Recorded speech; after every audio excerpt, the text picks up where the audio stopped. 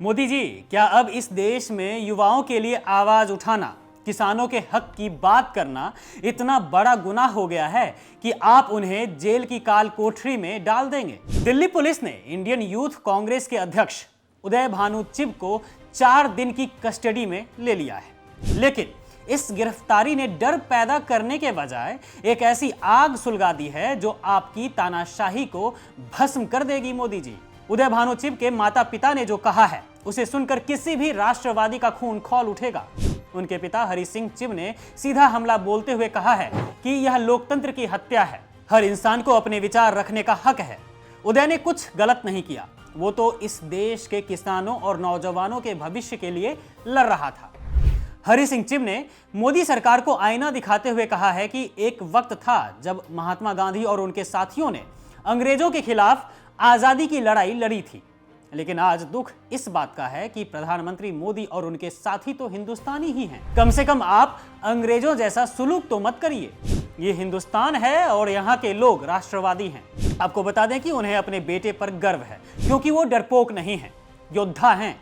वहीं उदय भानु चिब की माताजी रजनी बाला की बातें उन अंधभक्तों के मुंह पर करारा तमाचा हैं जो इसे देश का अपमान कह रहे हैं।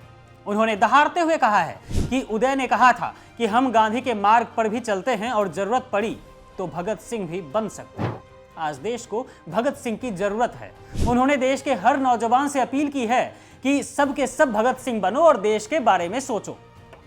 रजनी बाला ने साफ साफ मोदी सरकार से पूछा है कि जब संविधान ने हमें विरोध का हक दिया है, मेरे बेटे ने युवाओं, बेरोजगारों और किसानों के लिए आवाज उठाई जो अमेरिका के साथ काली ट्रेड डील हुई है, आखिर मोदी जी ने किस दबाव में आकर वो सौदा किया? युवाओं ने उसी का तो विरोध किया था।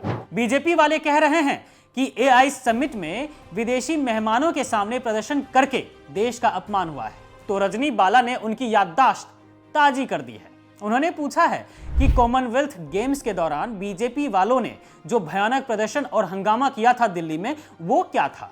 क्या वो देश विरोधी काम नहीं था? तब तो आपको शर्म नहीं आई, लेकिन आज जब कोई आपके काले कारनामों की पोल खोल रहा है तो आपको देश का अपमान याद आ रहा है। सच तो यह है दोस्तों कि मोदी सरकार इस काली ट्रेड डील पर जवाब देने से भाग रही है, जहां किसानों के अधिकारों का सौदा हुआ है, जहां $500 बिलियन का बोझ देश पर लाद दिया गया है, और जब युवा कांग्रेस के कार्यकर्ता इस पर सवाल पूछते हैं तो उन्हें जेल में डाल दिया जाता है। उदय भानु चिब अकेले नहीं हैं, उनके साथ 7 और लोगों की गिरफ्तारी हुई है। जी हाँ, तानाशाहों को हमेशा लगता है कि दमन से आवाज दब जाएगी, लेकिन इतिहास गवाह है कि जब जब युवाओं पर जुल्म हुआ है, तख्तो ताज पलट गए हैं। आज उदय भानु चिब के माता पिता का सिर गर्व से ऊंचा है, क्योंकि उनका बेटा देश के स्वाभिमान की लड़ाई लड़ रहा है।